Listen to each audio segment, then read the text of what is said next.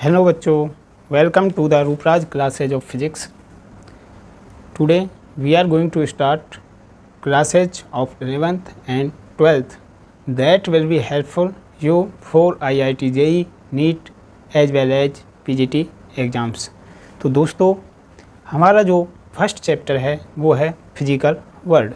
तो physical world में हम जानेंगे कि हमारे आसपास की चीज़ें जो कि यूनिवर्स में घटित हो रही हैं वो कैसे घटित हो रही हैं तथा हम उनको किस प्रकार से समझ सकते हैं, आखिर उनके घटित होने का कारण क्या है और हमारे द्वारा किए गए नए नए आविष्कार क्या हैं तथा उन आविष्कारों से हमारे को क्या फ़ायदा हुआ है। इन सभी चीज़ों के बारे में जानने के लिए हम फिजिकल वर्ल्ड नामक चैप्टर पढ़ेंगे। तो दोस्तों, हमारा चैप्टर है फिजिकल वर्ल्ड।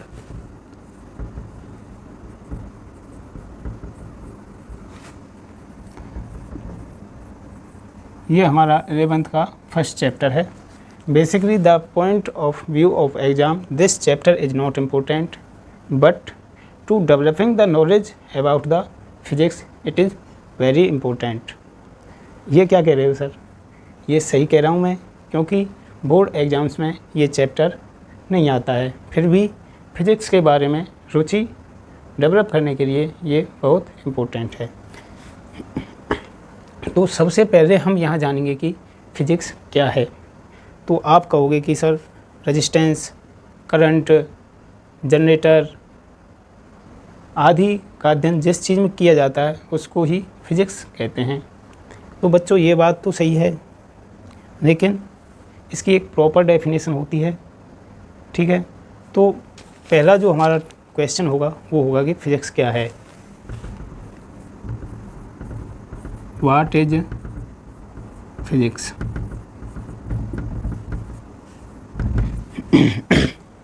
तो दोस्तों, हम कह सकते हैं कि फ़िज़िक्स कुछ भी नहीं है। फ़िज़िक्स कुछ क्या है?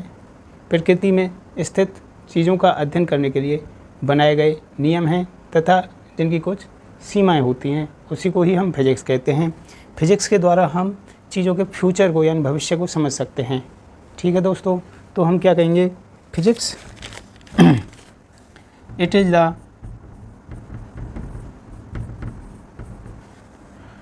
law and principles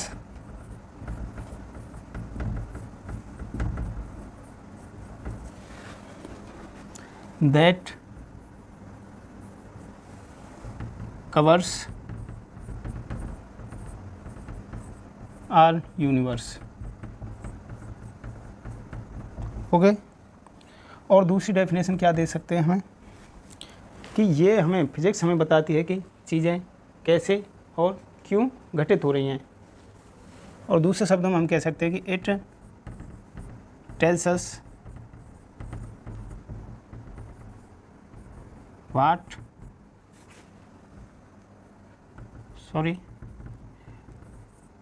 why and how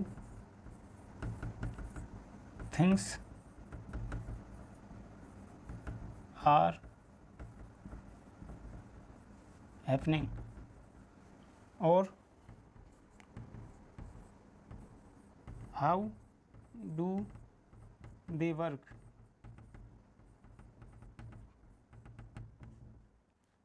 और हम कह सकते हैं कि फिजिक्स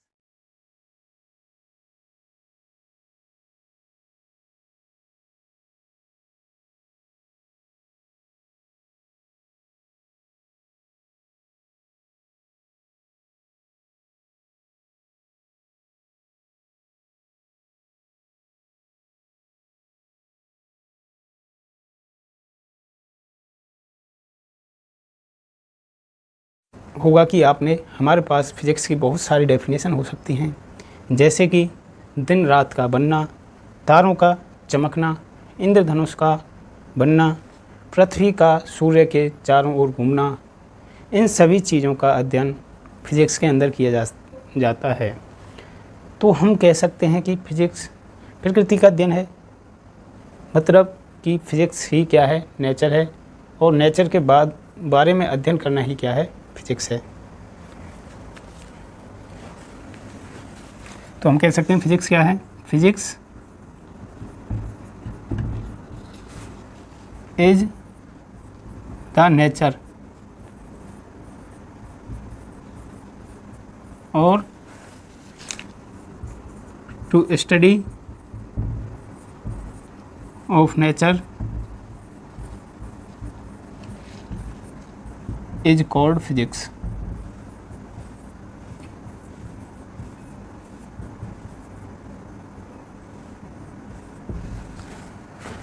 तो दोस्तों, आपको शायद फिजिक्स बहुत कठिन लगती होगी, पर दोस्तों अगर किसी को दे दोगे तो वो बहुत इजी बन जाती है। तो फिजिक्स अपने बारे में क्या कहती है, इसके बारे में मैं आपको सुनाता हूँ। देखिए क्या कहती है। फिजिक्स कहती है कि मुझे तुम दिल देकर तो देखो, कि मुझे तुम दिल देकर तो देखो, तुम्हें पागल बना दूंगी।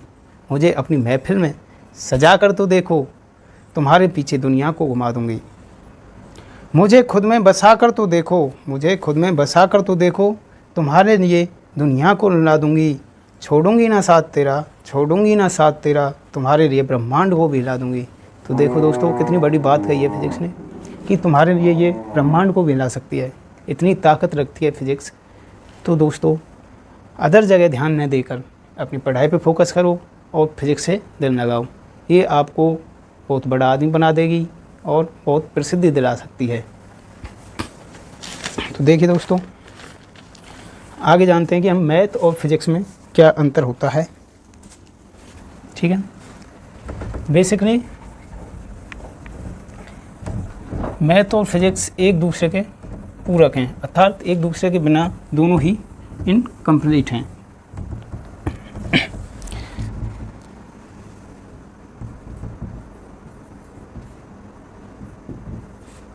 What is relation between physics और मैथ? तो गाइज, हम जानते हैं कि फिजिक्स को समझने के लिए और इजी बनाने के लिए हम मैथ का यूज करते हैं।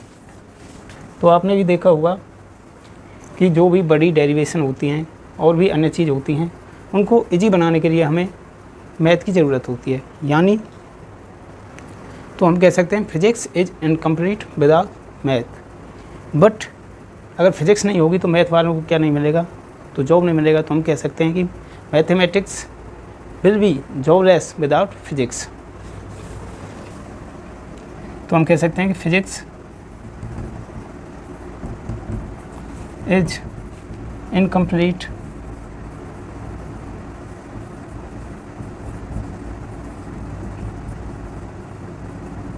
without math, but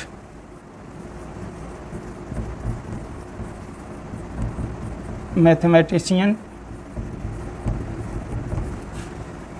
are jobless without physics।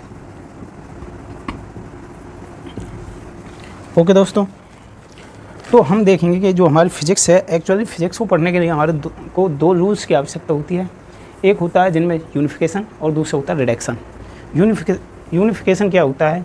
बहुत सारी चीज़ों का, ठीक है, एक ही नियम के द्वारा अध्ययन करना है कि क्या कहलाता है? यूनिफिकेशन कहलाता है। जैसे कि सूर्य का पृथ्वी के चारों ओर घूमना, फ्री फॉल ऑफ पार्टिकल्स यानी किसी वस्तु का नीचे गिरना, और किसी तारों का चमकना। ठीक है, तो मतलब कि हम कह सकते हैं बहुत सारी चीज़ों का अध्ययन जब एक ही रूल के द्वारा करते हैं, एक ही नियम के द्वारा करते हैं, तो उसको हम यूनिफिकेशन कहते हैं। ठीक है, तो इसके क्या होते हैं? 2 प्रिंसिपल होते हैं फिजिक्स के, यानी ये 2 प्रिंसिपल्स के आधार पर काम करती है। एक होता है यूनिफिकेशन और दूसरा होता है रिडक्शन।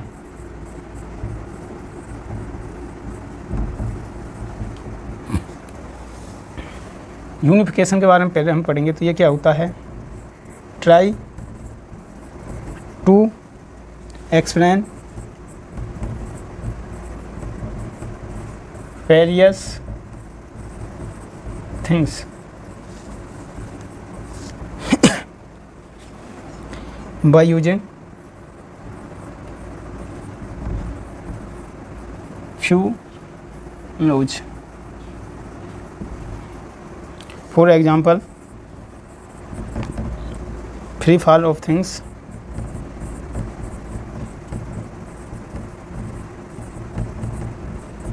यानी वस्तुओं का नीचे गिरना,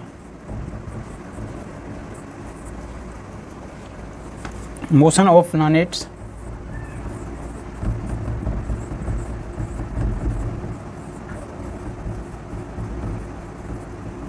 ठीक है। तो इन सभी चीज़ों का अध्ययन किसके द्वारा करते हैं? ग्रेविटेशनल लॉ के द्वारा।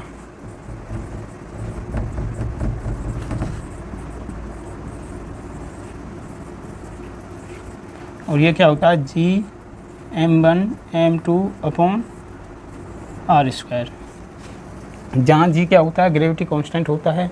इसका अध्ययन हम 12th में करेंगे विस्तारित रूप से, और 11th में भी हमारे को ये अध्ययन करना है। इसके हम अदर एग्जाम्पल भी ले सकते हैं।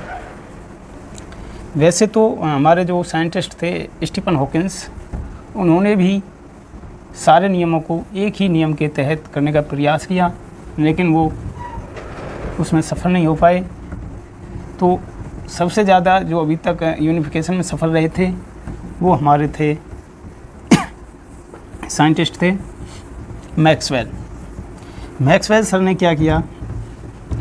मैक्सवेल सर ने हमारे को 4 इक्वेशन दी और पूरी फिजिक्स को ही सेटा डाला, ठीक है। तो मैक्सवेल सर के यूनिफिकेशन में हम देखेंगे कि उन्होंने क्या किया। उन्होंने 4 इक्वेशन दी, ठीक है। जो फर्स्ट इक्वेशन थी उनकी del dot E equal to ρ/ε0। इस इक्वेशन से उन्होंने कंप्लीट इलेक्ट्रोस्टैटिक्स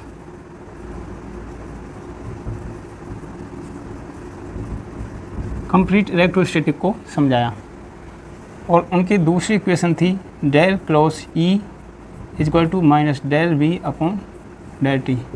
यहाँ से इन्होंने पूरी इलेक्ट्रोडायनेमिक्स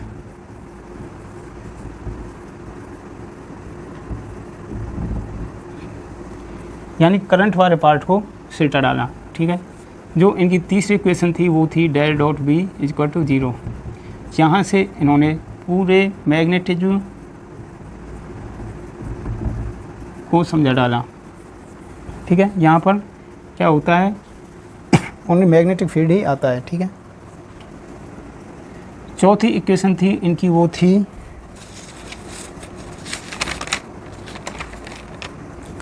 डेल क्रॉस ई बराबर mu naught J plus mu naught epsilon naught del E upon del T. यहाँ से यानी चौथी इक्वेशन से उन्होंने पूरी इलेक्ट्रोमैग्नेटिक वेव को ही समझा डाला। इलेक्ट्रोमैग्नेटिक वेव को समझा डाला। तो अभी तक जो यूनिफिकेशन का सबसे ज़्यादा सफलतम प्रयास था वो हमारे मैक्सवेल सर द्वारा किया गया। तो आगे देखिए, फिजिक्स का दूसरा लॉ पढ़ते हैं, वो है रिडक्शन। क्या है गाइज? रिडक्शन।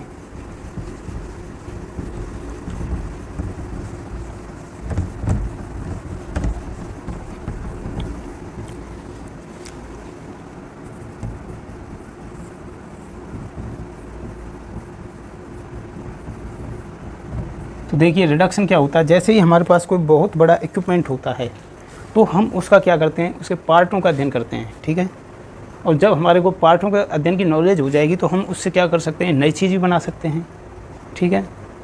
जैसे कि एग्जांपल ले सकते हो आप हीट इंजन का। हीट इंजन में जब हमारे को सिंक की, सोर्स की और वर्किंग सब्सटेंस यानी कार्यकारी पदार्थ की जानकारी होगी तो हम इसका यूज करके अनेक इक्विपमेंट बना सकते हैं। जैसे कि हम यहाँ से एसी भी बना सकते हैं, ठीक है, सिंक और उसका यूज करके। तो उसी प्रकार हम जनरेटर के पार्ट्सों का अध्ययन करके, ठीक है, जनरेटर बना सकते हैं। इन पार्टों का अध्ययन करके अदर चीज़ भी बना सकते हैं, ठीक है। तो रिडक्शन क्या होता है? To develop a new things, ठीक है, एक नई चीज़ डेवलप करना by the using of parts any equipment. ठीक है, तो रिडक्शन की हम डेफिनेशन क्या देंगे, देखिए to study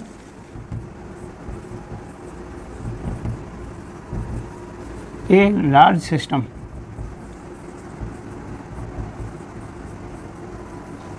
bye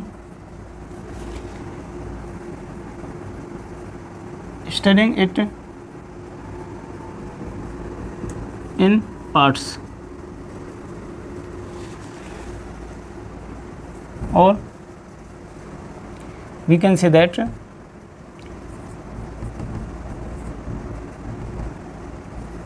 study of a large equipment in its components or particles is called reduction। तो हम दो एग्जांपल ले सकते हैं, एक लेते हैं जनरेटर GENERATOR, दूसरे लेंगे हीट इंजन।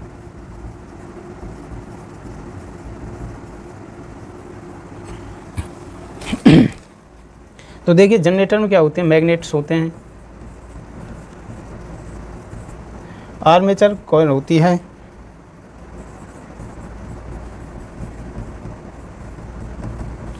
और सेल्फ रिंग्स होती हैं। ये एक तरह की रिंग्स ही होती हैं। तो जब हम इन चीज़ों का अध्ययन कर लेंगे तो हम इन चीज़ों का अध्ययन करके जनरेटर बना सकते हैं, कोई नई चीज़ भी बना सकते हैं। हीट इंजन में जैसे हमारे को पता होना चाहिए कि सिंक क्या होता है, ठीक है, और वर्किंग सब्सटेंस क्या होता है,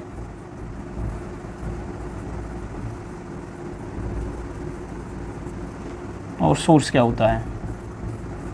जब हमको इन तीनों पार्टों के बारे में पता होगा तो इनका यूज करके हम एसी भी बना सकते हैं, ठीक है, इनका यूज करके कुछ अदर चीज़ भी बना सकते हैं। तो हम कह सकते हैं to study a large component by in parts is not reduction, but by using these parts we can make other device is called reduction।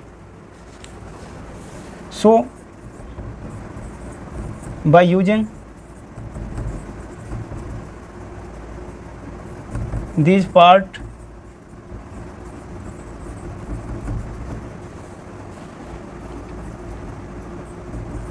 to make a new device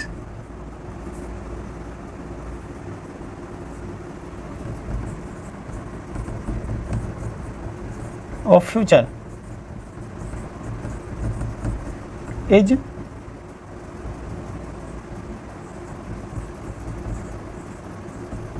called reduction। ठीक है, अब हम जानेंगे कि physics के उपयोग क्या हैं और ये मतलब हमारे को उत्तेजित कैसे करती है, यानी इसमें क्या आश्चर्यजनक बातें हैं। तो इनको जानने के लिए हम देखेंगे कि हमारे पास दो प्रकार की फिजिक्स होती है, एक होती है माइक्रोस्कोपिक और दूसरी होती है मैक्रोस्कोपिक। तो माइक्रोस्कोपिक में तो हम क्या करते हैं कि छोटे छोटे पार्ट्स का यानी छोटे छोटे पार्टिकल का अध्ययन करते हैं, बहुत छोटे, ठीक है, जबकि मैक्रोस्कोपिक में हम बहुत बड़ी चीज़ों का अध्ययन करते हैं, ठीक है। यानी अगर हम कहें सरल शब्दों में तो लार्ज स्केल के अंतर्गत तो हम करते हैं मैक्रोस्कोपिक में अध्ययन और स्मॉल स्केल के अंदर हम माइक्रोस्कोपिक में अध्ययन करते हैं। अगर मैक्रोस्कोपिक की बात की जाए तो मैक्रोस्कोपिक के अंतर्गत हमारी क्लासिकल मैकेनिक्स आती है, ठीक है, थर्मोडायनेमिक्स आती है, इलेक्ट्रोमैग्नेटिज्म और ऑप्टिक्स आती है, जहाँ पर हमारी मैकेनिक्स और थर्मोडायनेमिक्स का अध्ययन हम 11th में करेंगे, जबकि इलेक्ट्रोमैग्नेटिक और ऑप्टिक्स का अध्ययन 12th में करते हैं। अगर बात की जाए तो माइक्रोस्कोपिक में आती है हमारी क्वांटम फिजिक्स, जहाँ बहुत छोटे पार्टिकल होते हैं। माइक्रोस्कोपिक में ही हम न्यूक्लियर का अध्ययन करेंगे, न्यूक्लियर फिजिक्स का, एटम्स का, ठीक है, nature of electron and nature of photon. Photon क्या होता है, ये क्वांटा ऑफ लाइट होता है, यानी प्रकाश का क्वांटा फोटोन होता है, ठीक है। तो हमारे पास जो फिजिकल वर्ल्ड होता है वो दो प्रकार का होता है, यानी फिजिकल वर्ल्ड की जो स्टडी करते हैं हम दो प्रकार से करते हैं, ठीक है। एक तो होती है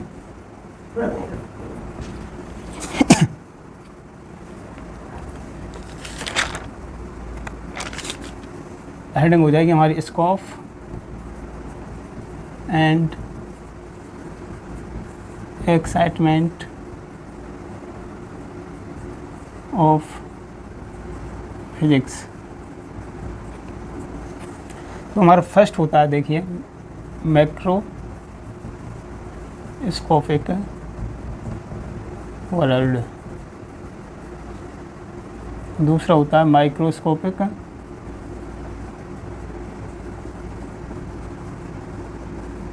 वर्ल्ड। ठीक है, तो यहाँ हम क्या पढ़ते हैं,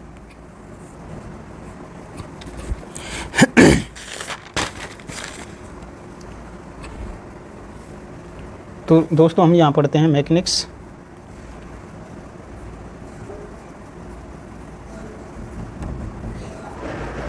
थर्मोडायनेमिक्स,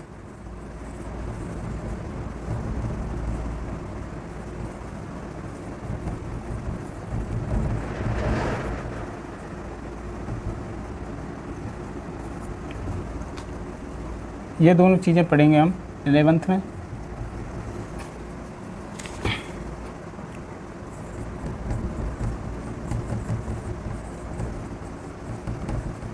इलेक्ट्रोडायनेमिक्स और ऑप्टिक्स,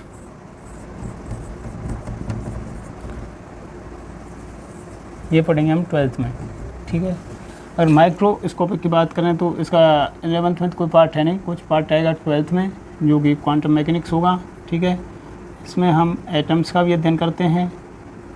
ठीक है, सेमीकंडक्टर का अध्ययन करेंगे। ठीक है, न्यूक्लियर फिजिक्स का अध्ययन करेंगे।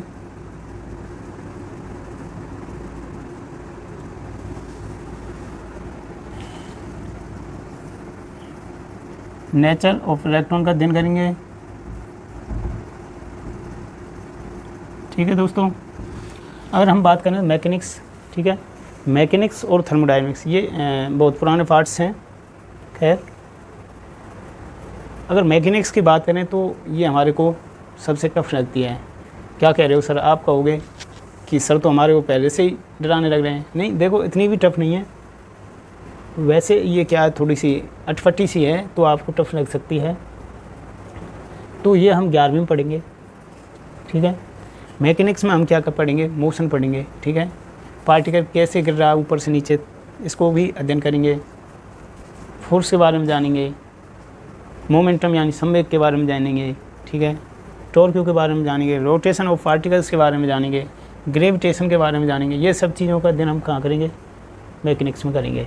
थर्मोडायनेमिक्स में हम हीट के बारे में जानेंगे, हीट इंजन के बारे में जानेंगे, टेम्परेचर के बारे में जानेंगे। ठीक है, और लॉ ऑफ थर्मोडायनेमिक्स के बारे में जानेंगे। जबकि इलेक्ट्रोडायनेमिक्स में हम चार्ज के बारे में जानेंगे, करंट के बारे में जानेंगे। ठीक है, विद्युत क्षेत्र के बारे में जानेंगे, इलेक्ट्रिक फील्ड के बारे में जानेंगे और इलेक्ट्रिक फोर्स के बारे में जानेंगे। ऑप्टिक्स में हम क्या जानते हैं, रिफ्लेक्शन, लेंसेज, माइक्रोस्कोप, टेलीस्कोप, इन सभी चीज़ों का अध्ययन हम ऑप्टिक्स में करेंगे। क्वांटम में हम बेसिकली एटम के बारे में जानेंगे, एटम में कितनी एनर्जी होती है। ठीक है, पार्टिकल की ड्वेल प्रकृति के बारे में जानेंगे। सेमीकंडक्टर में हम क्या जानते हैं कि ये क्या होते हैं, टेम्परेचर बढ़ाने पर तो चालक की तरह कार्य करते हैं, जबकि घटाने पर कुचालक की तरह कार्य करते हैं। इनके बारे में जानेंगे। न्यूक्लियर फिजिक्स में हम न्यूक्लियर यानी किसी जैसे कि एटम बम वगैरह के बारे में जानेंगे। ठीक है, नेचर ऑफ इलेक्ट्रॉन के बारे में जानेंगे। ठीक है, इन सभी चीज़ों का हमारे को अध्ययन करना है। उसके बाद देखिए, इन सब चीज़ों का अध्ययन करना हमारे लिए क्यों ज़रूरी है। ठीक है, इसके बारे में हम जानेंगे।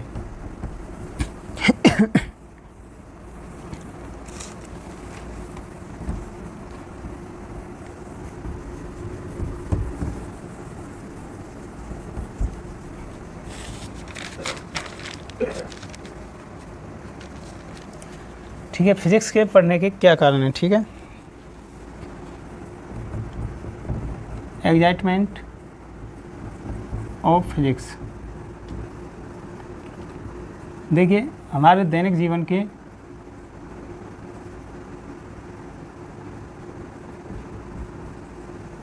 कार्यों को करने के लिए हमारे को क्या होती है, फिजिक्स की आवश्यकता होती है। ठीक है, एक्सपेरिमेंट करने के लिए हमारे को फिजिक्स की आवश्यकता होती है। किसी चीज़ का एप्लीकेशन बनाना है हमारे को, यानी उसका फुल फॉर्मेट प्रोसेस बनानी है, तो हमारे को फिजिक्स की आवश्यकता होगी। और फ्यूचर की प्रोडक्शन करनी है, फ्यूचर की प्रेडिक्शन करनी है, जैसे कि मौसम ख़राब हो रहा है, बारिश होगी या नहीं होगी, चक्रवात आएंगे या नहीं आएंगे, यानी फ्यूचर की थिंग्सों का अध्ययन करने के लिए हमारे को क्या होती है, फिजिक्स की आवश्यकता होती है। देखिए daily life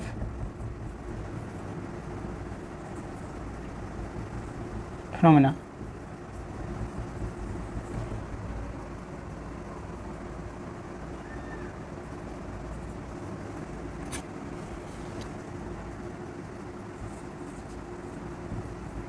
daily life phenomena को समझने के लिए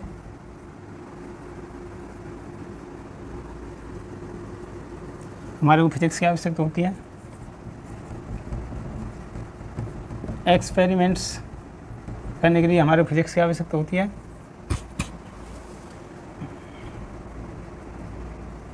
किसी चीज़ का फुल डिटेल में एप्लीकेशन बनाने के लिए हमारे को फिजिक्स की आवश्यकता होती है।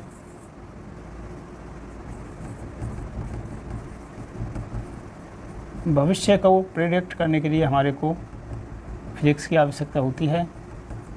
ठीक है,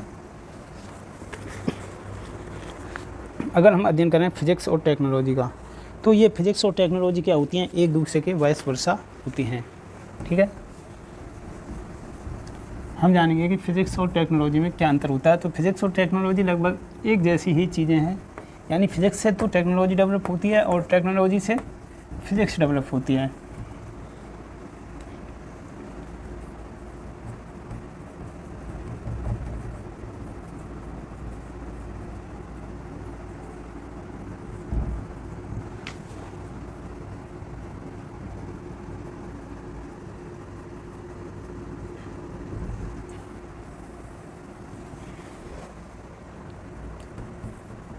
न्यू फिजिक्स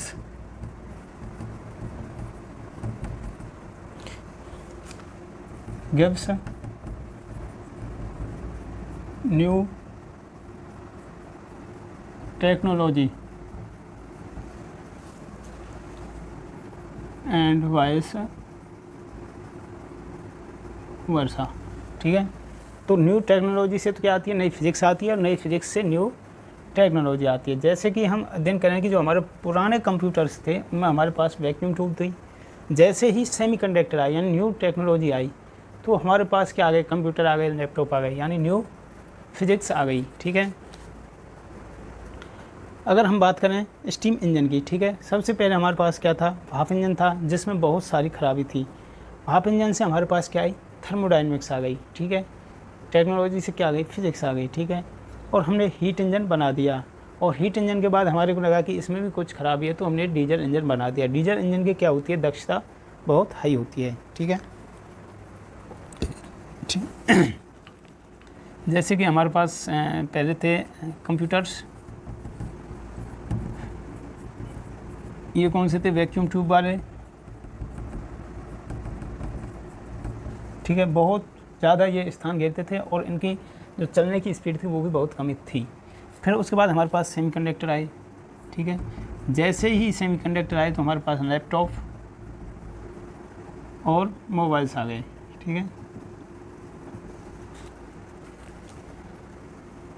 अगर हम बात करें सेकंड एग्जांपल की, तो हमारे पास पहले क्या था, हीट इंजन था, सॉरी हीट इंजन नहीं, स्टीम इंजन।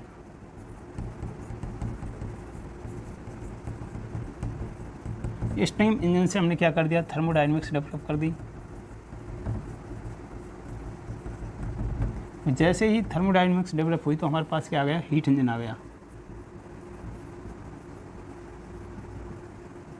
और हीट इंजन आने के बाद हमारे पास क्या आ गया,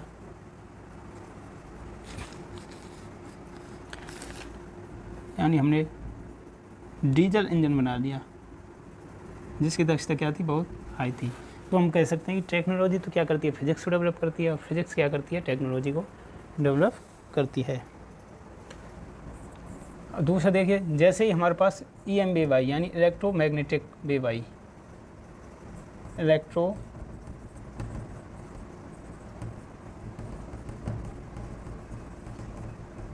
जैसे ही हमारे पास इलेक्ट्रोमैग्नेटिक वेव डेवलप हुई तो हमने AC बना दिया, ट्रांसफार्मर बना दिया, जनरेटर बना दिया, AC बना दिया, ट्रांसफार्मर बना दिया और हमने जनरेटर्स बना दिए। और कुछ भी एग्जांपल ले सकते हो आप, ठीक है, कोई भी एग्जांपल आप ले सकते हो। अब इस चैप्टर में जो हमारे पास इम्पोर्टेंट चीज़ है जिसका नॉलेज होना हमें आवश्यक है वो है फंडामेंटल फोर्सेज। तो हमारी प्रकृति में 4 तरीके के फोर्स पाए जाते हैं। There are 4 forces in our nature. All forces will be form in these 4 forces. ठीक है, सभी जितने भी फोर्स बनेंगे वो इन 4 फोर्सों से ही बनते हैं। तो ये फोर्स होते हैं हमारे पास ग्रेविटेशनल फोर्स, इलेक्ट्रिक फोर्स, ठीक है, और न्यूक्लियर फोर्स। न्यूक्लियर फोर्स 2 प्रकार का होता है, एक वीक होता है, एक स्ट्रॉन्ग फोर्स होता है। ठीक है, तो फंडामेंटल क्या होता है, जिनकी उत्पत्ति किसी के द्वारा नहीं हुई, जो प्रकृति में पहले से ही विद्यमान है, उनको हम फंडामेंटल फोर्स कहते हैं। ठीक है, तो हमारे पास फोर्सेज कितने प्रकार के होते हैं? 4 प्रकार के होते हैं।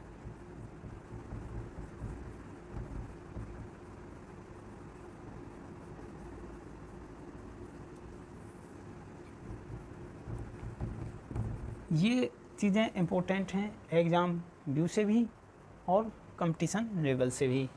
ठीक है, तो हमारे पास 4 फोर्स कौन सी होती हैं? नंबर फर्स्ट में हम लेंगे ग्रेविटेशनल फोर्स।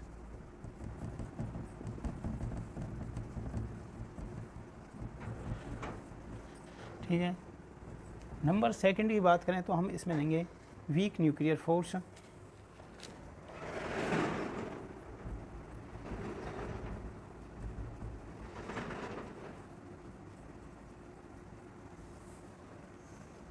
ठीक है, पहले इनके बारे में जान लेते हैं, बाद में देखेंगे औरों को। ग्रेविटेशनल फोर्स है, ये 2 मासेज के बीच में अप्लाई होता है। ठीक है, और ये इनफाइनाइट रेंज तक लगता है। ठीक है, इनफाइनाइट दूरी तक लगता है। ठीक है, प्रकृति में सबसे दुर्बल फोर्स है। ठीक है, इसके लिए हमारे को माध्यम की आवश्यकता नहीं होती है। No need medium. अगर वीक न्यूक्लियर फोर्स की बात करी जाए तो ये क्या लगता है, वैसे तो हमारे को देखने को नहीं मिलेगा, परंतु ये हमारे को बीटा प्लस डी के और बीटा माइनस डी के में देखने को मिलता है। ये एक शॉर्ट रेंज पार्टिकल होता है और न्यूट्रिनो के मध्य लगता है। इसकी रेंज होती है जो 10 की पावर माइनस 14 मीटर से 10 की पावर माइनस 15 मीटर होती है।